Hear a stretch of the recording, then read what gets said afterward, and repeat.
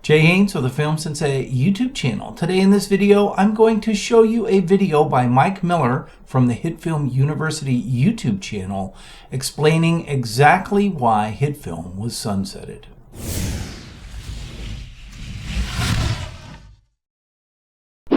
Before we get started, please do me a favor and hit that like button. And if you haven't already, feel free to subscribe to the channel for more content like this. Now, on with the video. Okay, Shadow, you're on. Hi, I'm Mike Miller from HitFilm University, and this is Shadow, who insisted that she be allowed to appear on camera. And today we're going to talk about the real reason why HitFilm has gone out of development, and it's not Artlist. When HitFilm was in development in 2010-2011, they decided to base the render core around OpenGL. At the time, this was a very smart move. OpenGL was built into all the GPUs. It enabled low-cost hardware to run HitFilm effectively, and it allowed for a bunch of effects. But OpenGL itself hasn't been updated since 2017. It's now 2025. And the version of OpenGL that HitFilm uses is OpenGL 4.1 from 2010.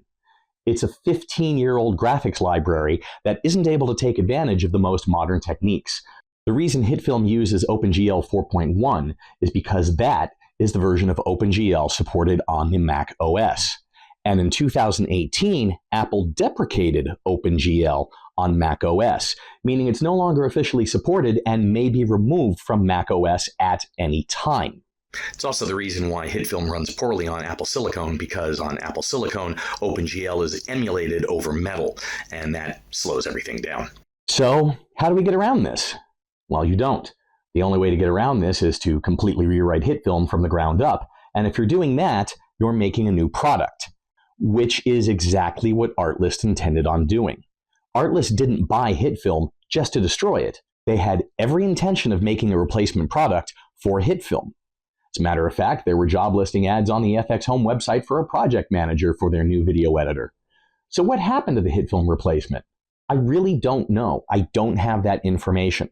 I have had some conversations with Josh Davies where he hinted that the generative AI revolution caught everybody at Artlist by surprise.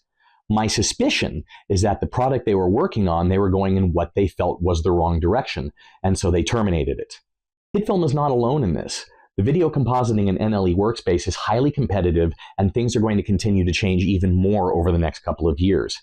Avid, a venerable program dating back to the 1990s, which until a few years ago was the most used editor in Hollywood.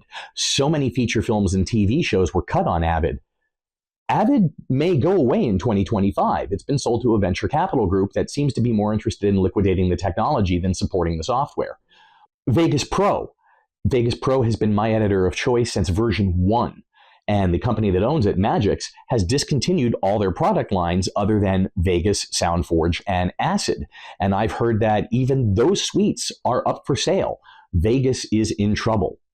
Even Blender, that free 3D program that just helped Godzilla Minus One win an Oscar award in 2024. The Blender Foundation is in financial trouble because it's free software and nobody gives them money. Blender is in danger of going away. And with the generative AI revolution, tools that are not using generative AI are falling behind. Generative AI is expensive. It requires licensing fees from companies like OpenAI, Stability AI, etc. You're going to spend render credits to use the generative AI. It ends up that the generative AI companies are going to make all the money. But the traditional editing companies, a lot of them are in trouble. It's not that Artlist bought FX Home to ruin HitFilm.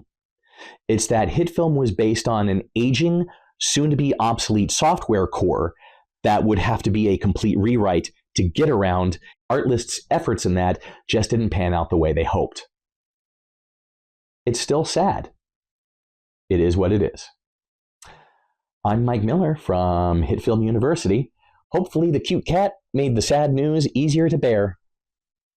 Thanks for watching. Thoughts? What do you think ultimately caused HitFilm to be sunsetted? Leave a comment below and be part of the conversation. I'm Jay Haynes of the Film Sensei YouTube channel. Thanks for watching.